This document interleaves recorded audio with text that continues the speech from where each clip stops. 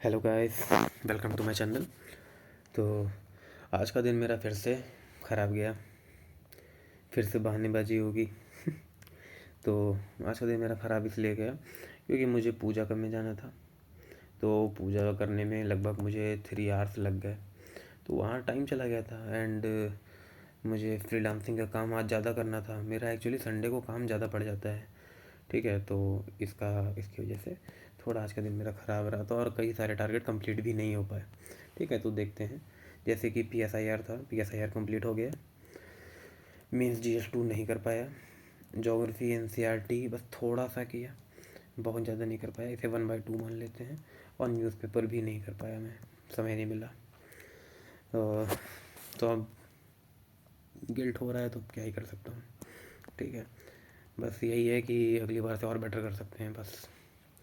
तो अब 26 तारीख का क्या है, सेम PSIR 50 पेज करना है, न्यूज़पेपर तो करना ही करना है, और इकोनॉमी और ज्योग्राफी का रिवीजन करना है।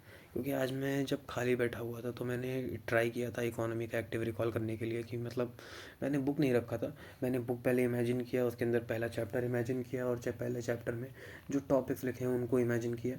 तो मुझे टॉपिक्स कुछ कुछ याद आ रहे थे, और कई टॉपिक में तो मुझे मतलब अंदर का कंटेंट भी नहीं याद आ पा रहा था।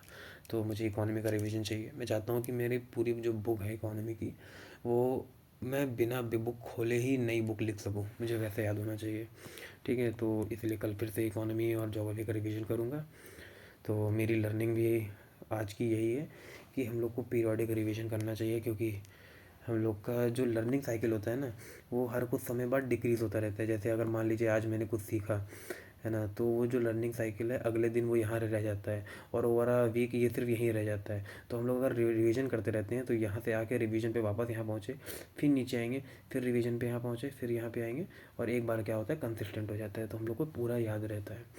तो हम लोग को इस चीज़ का ध्यान रखना चाहिए और पीरियोडिक रिवीजन पे पूरा फोकस रखना चाहिए। और हम लोग को कोशिश करना चाहिए कि जो रिवीजन है हम लोग कैलेंडर पे मार्क करके भी कर सकते हैं, ठीक है, कि किस दिन पे क्या रिवाइज करना है।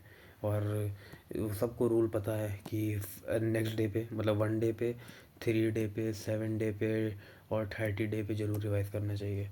तो इससे क्या होता है कि हम लोग को पूरी तरीके से याद हो जाता है। जैसे कि जब कम हुआ तो 1 डे पे रिवाइज मार दिया, फिर क्या हो जाएगा, फिर यहाँ पे याद हो गया, फिर हम लोग ने 3rd डे पे रिवीजन मार दिया, फिर क्या होगा, 7 डे पे रिवीजन मार दिया, और फिर क्या होगा, लगभग 30th डे पे जो रिवीजन मारेंगे तो हम लोग को पूरा कंसिस्टेंट याद रहेगा काफ़ी लॉन्ग टर्म के लिए।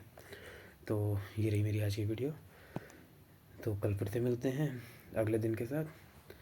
Have a nice day ahead.